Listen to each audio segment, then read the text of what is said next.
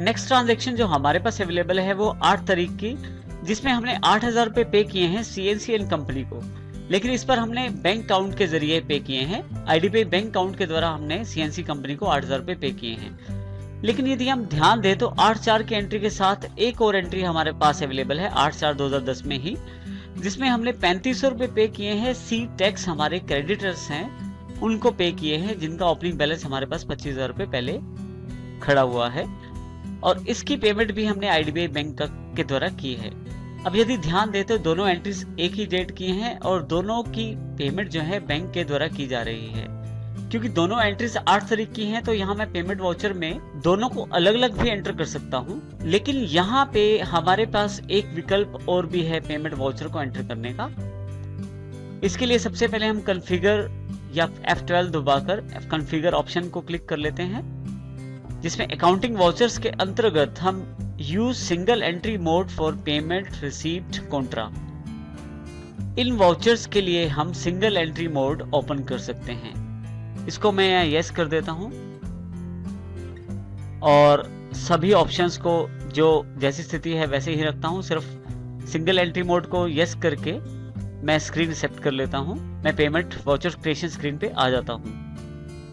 अब यहां आप यदि ध्यान दें तो डेबिट क्रेडिट हट गया है और पर्टिकुलर्स के अंतर्गत हम एक से ज्यादा जो कंपनीज हैं उनको पेमेंट कर सकते हैं, यानी कि एक से ज्यादा लेजर्स की हम एंट्री यहां आसानी से कर सकते हैं। इसके लिए हम सबसे पहले डेट चेंज करेंगे।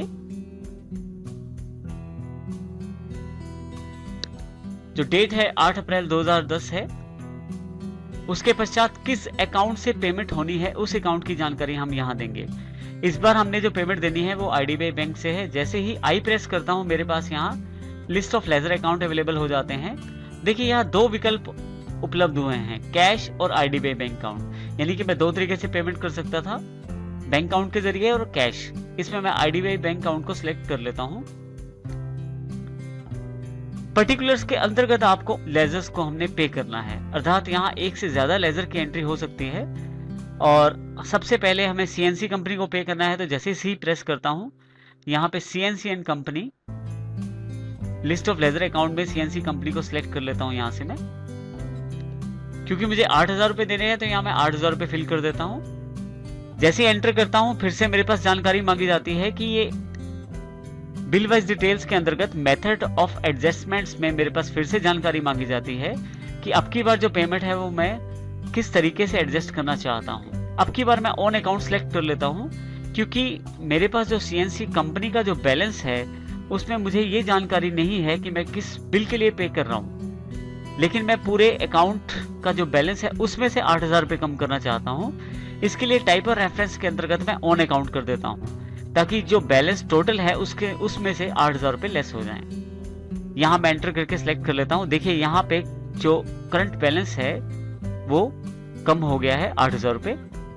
इसी तरह से एक और कंपनी है जो सीटेक है हमारी, उसको पे करना है हमने। फिर से जैसे ही सी प्रेस करता हूँ मेरे पास list of ledger account available हो जाते हैं। यहाँ से सीटेक्स को सिलेक्ट कर लेता हूँ। इसका जो बैलेंस है वो 25,000 रुपए हमारे पास खड़ा हुआ है, या हमारी जो लाइबिलिटी है वो 25,000 रुपए तक सीटेक्स हमारे क्रेडिटर हैं। इनको जो पे करना है मुझे वो 3500 रुपए पे करना है, 3500। तो मैं 3500 रुपए की एंट्री यहाँ फिल कर देता हूँ, 3500 रुपए की अमाउंट। जैसे एंटर करता हूँ देखिए फिर से मेरे पास जानकारी मांगी जाती है, क्योंकि अभी मुझे ज्ञात नहीं है कि मैं किस बिल के लिए पे कर रहा हूँ। मुझे टोटल बैलेंस पता है, इसलिए मैं ऑन अकाउंट इसको एडजस्ट करता हूँ पेमेंट को। तो ऑन अकाउंट सेलेक्ट कर लेता हूँ, क्योंकि टोटल जो बैलेंस 25,000 रुपए है उसमें से मैं 3500 रुपए लेस करना चाहता हूँ। जैसे यहाँ से एंटर करता हूँ देखिए फिर से, यदि आपके पास और क्रेडिटर्स हैं या कुछ और लोगों को आप पेमेंट करना चाहते हैं तो उनकी लिस्ट भी आप यहाँ ऐड कर सकते हैं। सिंगल मोड एंट्री का सबसे बड़ा बेनिफिट ये है कि आप एक से ज्यादा अकाउंट्स को यहाँ शामिल कर सकते हैं। एक से ज्यादा लेजर्स की अगर एंट्री आपको यहाँ करनी है तो वो आसानी से आप कर सकते हैं। अब की बार मैं यहाँ ब्लैंक छोड़ देता हूँ और एंटर प्रेस कर देता हूँ। ब्लैंक छोड़ के जैसे ही एंटर प्रेस करता हूँ नीचे नरेशन में मेरे पास देखिए खुद ही चेक नंबर लिखा आ गया, क्योंकि टैली को पहले से ही जानकारी है कि मैं IDBI बैंक अकाउंट से पेमेंट करने वाला हूँ, तो इसीलिए चेक नंबर मेरे पास पहले से ही लिखा आ गया। अब जो मेरा चेक नंबर है वो डाल के मैं नरेशन लिख सकता हूँ। यहाँ मैं नरेशन कंप्लीट कर लेता हूँ। उसके पश्चात जैसे ही मैं एंटर करता हूँ यहाँ से एक्सेप्ट का मैसेज आ जाता है। तो इस तरह से यदि आप देखें हमारे पास, एक्सेप्ट करने से पहले मैं आपको फिर से जानकारी देता हूँ। सिंगल मोड जो एंट्री है उसमें आपका डेबिट क्रेडिट हट जाएगा और आप एक से ज़्यादा अकाउंट्स को यहाँ आसानी से शामिल कर सकते हैं। जैसे मैंने पेमेंट करते वक्त एक से ज़्यादा अकाउंट्स को यहाँ से पेमेंट किया है। जैसे आप एक्सेप्ट करते हैं यहाँ से, आपके पास पेमेंट एंट्री एक्सेप्टेड हो जाती है। नेक्स्ट ट्रांजैक्शन जो हमारे पास है वो 9/4/2010 की है, जिसमें हमें 2000 रुपये प्राप्त हुए हैं धर्मवीर एंड कंपनी से और ये पेमेंट IDBI बैंक अकाउंट में आई है। इसकी एंट्री करने के लिए हमें फिर से रिसिप्ट वाउचर तैयार करना पड़ेगा। यहाँ हम सबसे पहले F6 प्रेस करके या रिसिप्ट पे क्लिक करके रिसिप्ट वाउचर सिलेक्ट कर लेते हैं। जो हमारे पास डेट है वो 9 तारीख है, लेकिन यदि आप यहाँ ध्यान दें तो यहाँ सिंगल मोड एंट्री जो है अभी तक अवेलेबल है, जो हमने पेमेंट में ऑप्शन ऑन किया था। यदि आप चाहें तो फिर से F12 या कॉन्फ़िगर पे क्लिक करके यहाँ यूज सिंगल एंट्री मोड है उसे नो कर सकते हैं। यदि आप इसे नो कर देंगे तो फिर से आपके पास डेबिट क्रेडिट अवेलेबल हो जाएगा। मैं यहाँ फिर से नो कर देता हूँ और बाकी ऑप्शन को जैसे हैं वैसे ही रहने देता हूँ। देखिए फिर से यहाँ पे डेबिट क्रेडिट ऑप्शन अवेलेबल हो गया है रिसीप्ट वाउचर के अंतर्गत। तो इसका अर्थ ये हुआ कि पेमेंट, रिसीप्ट और कॉन्ट्रा वाउचर्स के लिए, इन तीनों तरह के वाउचर के लिए ये ऑप्शन आप सिलेक्ट कर सकते हैं, जिससे आप सिंगल मोड एंट्री द्वारा अपनी एंट्रीज को कर सकते हैं। यहाँ जो हमारी डेट है वो 9 तारीख है, तो यहाँ मैं पहले डेट की एंट्री कर देता हूँ।